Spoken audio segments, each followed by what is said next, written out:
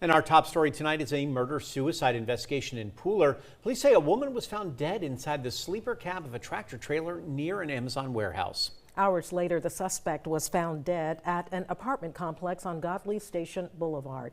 WSAV Sarah Smith was at both scenes today. She is joining us live from Triple Beat Trail with the latest. Yeah, that investigation happened just almost 12 hours ago, right here behind me at this loading dock, right here at around 5:45 this morning. You can see that red and green tractor trailer behind me. That is where investigators say they found a woman dead inside.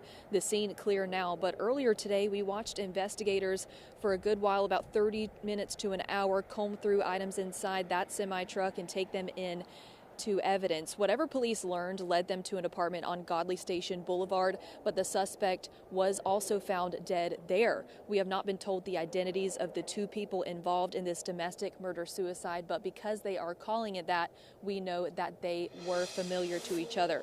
We, of course, will keep you updated on air and online as we learn more information. Pooler police say there's no threat to the public, and this investigation is ongoing. Live in Pooler, I'm Sarah Smith, WSAV News 3, on your side. Sarah, thanks so much.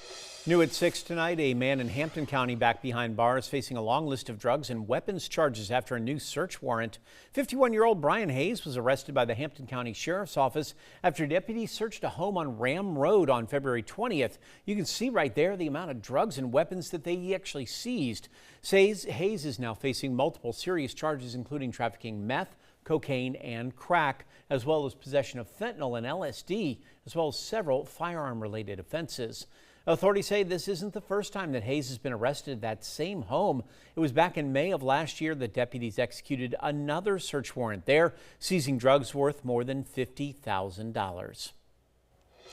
New developments tonight as the conflict with Iran continues to escalate across the Middle East. The U.S. military now confirming it has struck nearly 20 Iranian vessels, including torpedoing an Iranian ship in the Indian Ocean. Meanwhile, Iran has launched retaliatory strikes targeting U.S. sites, travel hubs, and oil facilities across the Gulf as the State Department urges Americans to leave the region. As this conflict intensifies, many here at home are watching closely. WSAV's Danielle Cobb spoke with Lowcountry military families about their concerns and how they're coping with the uncertainty. Military spouses come from all walks of life, none being exactly the same as each other. But when conflict breaks out and duty calls on their partner, they don't hesitate in turning to each other. Serving as a military spouse can be anxiety-inducing, uncertainty, nerve-wracking. While they all differ, their emotions are one and the same when it comes to growing conflict and what they call the unknown. It is a mix of emotions and a waiting game to see if their fighting men and women will be called to the front lines. My spouse may be one of the first called up. My spouse is in danger because of his or her position or, what they're doing just on a daily basis. These wives of Beaufort Marines tell me they signed on to become part of the USMC family, which means no matter what, we are never alone in anything that we do. There is sort of this bond of trust because, again, you are all in this together. And their bond becomes stronger and family larger through the Private Peppers Volunteer Initiative, where they welcome young Marines into the family with love, food, and community, keeping the focus on a duty and not on nerves. Finding your community and really diving first into that community so that you have support when your spouse is not around is so important. When my husband's not home, I know that I still have something, and I still have this group that we go out, and it's become everything to me for these young Marines to know that they are part of something much bigger. While none of their spouses have currently been deployed overseas, they're still left with the unknown, anxiety, and a whole other mix of emotions. But they say no emotion will top the pride they feel for their partners and their choice to step onto the front lines. Danielle Cobb, WSAV News 3, on your side. As tensions escalate between the United States and Iran, we're now seeing the impact hit drivers right here at home. Gas prices are climbing across the country, and the national average rising 9 cents overnight. According to AAA, in Georgia, prices jumped up even more, 11 cents. Crude oil, which makes up more than half of the cost of gas, now hovering at a level we haven't seen since the start of the Russia-Ukraine war. Now I think they're teetering around $80 a barrel. And we haven't seen gas prices like this since the summer of 2022. And the highest that we saw here in Georgia was $4.49. And it is possible that gas prices can increase to that amount.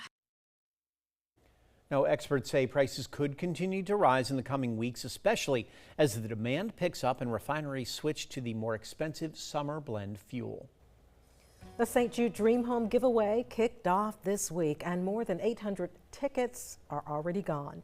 This is a house that is under construction right now in the Oakwood at New Hampstead neighborhood of southwest Chatham County. It has 4 bedrooms and 2.5 bathrooms, and it's 2,500 square feet. It's a grand prize worth $575,000 being built at zero cost to St. Jude by Landmark 24 Homes. There are 4 great bonus prizes this year, and WSAV's Ben Singer is joining us now live from the 5-star resort with the details about the luxury vacation you could win. And yes, Tina, the first bonus prize this year is a luxury vacation to right here, Montage Palmetto Bluff. So in the past 2 hours, you've seen the restaurant, you've seen the village, you've seen the main inn, you've seen one of the pools. Now it's time to explore one of the cottages. Now we can't get you inside one of these cottages where you would be staying if you win this prize, because this is one of the most in-demand resorts in our entire region. So they are full up even on a Wednesday night. But you could stay in one of those if you get your ticket right now, because only people who enter this contest before next Friday are eligible to win this $10,000 vacation package. Now, we do have some video of a similar cottage that we're going to show you right now as we talk to Megan Lamb, who is the marketing guru here at Palmetto Bluff. So what are people going to experience inside one of these cottages? Yes, so they're just quaint and charming is really the word to describe them. So you walk in, you have a beautiful fireplace, the giant marble bathroom with an oversized soaking tub, steam shower, beautiful king bed, and then my personal favorite, off the back, you have a large screened-in porch overlooking the May River.